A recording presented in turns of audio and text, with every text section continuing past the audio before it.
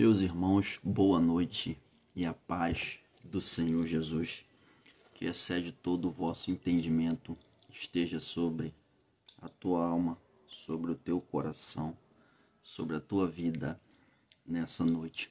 Queremos deixar uma reflexão para abençoar a tua vida.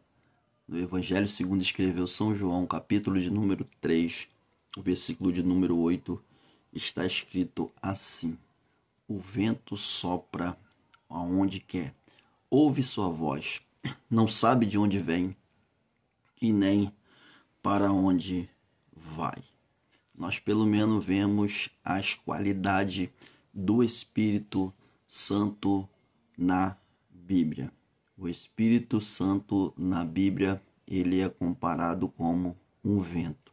O Espírito Santo na Bíblia, ele é comparado como chuva. O Espírito Santo na Bíblia, ele é comparado como orvalho.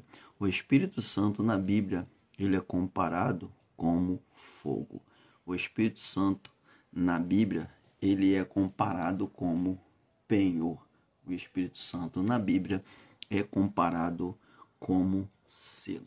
No texto do capítulo de número 3, nós vemos o Espírito como um vento que sopra para algum lugar. Um vento que sopra e que enche aquele que é nascido de Deus. É muito fácil entender que para um vento encher um lugar ou um ambiente, esse mesmo deve estar vazio. Assim, o Senhor, ele nos exortou dizendo pela boca dos seus servos: enchei-vos do Espírito Santo. Paulo mesmo diz: não vos embriagueis com vinho que há contenda, mas enchei-vos do Espírito Santo, para que possamos ser cheios. Lá no dia de Pentecoste, Atos capítulo de número 2, nós vemos que na descida do Espírito Santo foi ouvido um som como de um vento veemente, impetuoso, e encheu toda a casa. Vale lembrar que isso é muito importante para nossos dias atuais. Precisamos ter o nosso ouvido afinado com o diapasão do Espírito para ouvir o som desse vento impetuoso. Quando Deus ele falou com Ezequiel no capítulo de número 37 do seu livro e o versículo de número 9, ele mandou Ezequiel profetizar dos 4 cantos do vento do Espírito. Ele diz: profetiza sobre o vale de osso seco. E ele diz: vento dos 4 cantos, sopra sobre este vale de ossos seco. Assim é Deus soprando na minha e também na tua vida, para que nós possamos ser cheios do Espírito Santo. O segundo propósito do Espírito Santo na Bíblia é aquele conhecido como selo. A Bíblia diz que foste selado com o Espírito da promessa. Em Efésios capítulo 1, versículo de número 13. O Senhor, ele nos ungiu e também nos selou. Paulo disse em 1 Coríntios capítulo de número 1, verso de número 2, da sua carta que ele escreveu. O selo, nos tempos bíblicos, era uma marca que indicava uma posse e também um direito. E pelo Espírito pertencemos a Deus.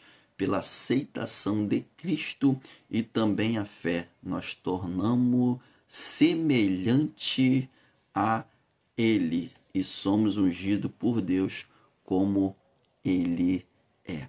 Como Ele é. Então, nós também encontramos na Bíblia o Espírito Santo como penhor. Penhor significa prova e também garantia. Vê que quando num casamento, o pastor, quando o casal está ali na frente, ele vai falar para o marido qual é o penhor que você tem dar para sua esposa.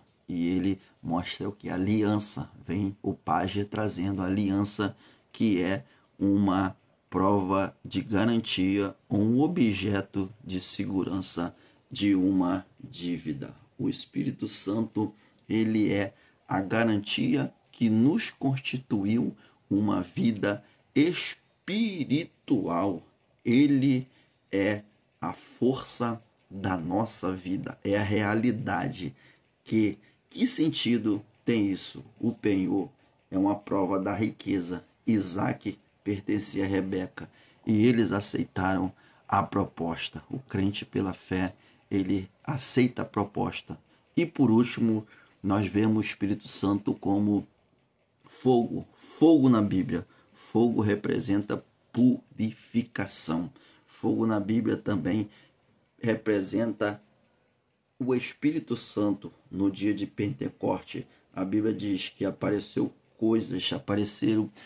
as pessoas falando como língua de fogo. Língua de fogo. Então o propósito de Deus é nos encher. A Bíblia diz, não é a minha palavra como fogo e como martelo que esmiuça a pedra. O salmista no Salmo 45, ele diz, o meu coração ferve com palavras boas no tocante o que tem feito ao rei.